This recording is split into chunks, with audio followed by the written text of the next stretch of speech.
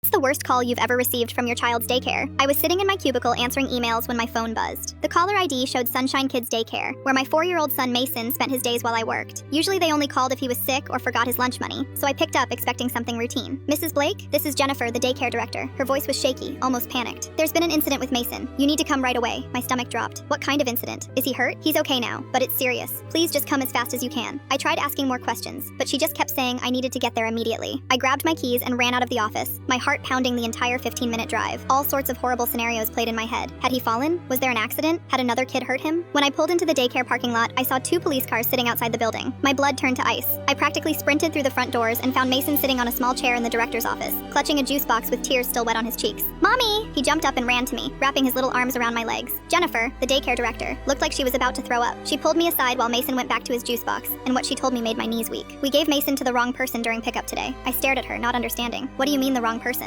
A woman came in around 3 o'clock and said she was Mason's aunt. She knew his name, knew some details about him. Our new receptionist, Kelly, didn't check the pickup authorization list or ask for ID. She just handed Mason over. The room started spinning. Where is he now? Where was he? We got him back. He's safe. But Monica, he was gone for 23 minutes before we realized what happened. 23 minutes. My 4-year-old son had been missing for almost half an hour, and I had no idea. I felt like I was going to be sick. Jennifer explained that one of Mason's regular teachers, Miss Sarah, had gone to find him for their usual goodbye hug when parents started arriving for pickup. When she couldn't find him anywhere, she checked with Kelly at the front desk. Kelly said a nice lady picked him up early, but when Miss Sarah asked who, Kelly couldn't remember the woman's name. That's when we checked our pickup logs and security footage. The cameras showed everything. A woman I'd never seen before had walked in, talked to Kelly for less than 2 minutes, and then walked out holding Mason's hand. Mason looked confused but wasn't crying or fighting. He probably thought it was someone I had sent. The woman seemed to know him, Jennifer continued. She called him by name, mentioned that he liked dinosaurs. Kelly thought she seemed legitimate. But here's the thing that saved my son. I had drilled Mason's phone number into his head since he was 3 years old, made him practice it over and over until he could recite it perfectly. The woman had taken Mason to Riverside Park, about 6 blocks away.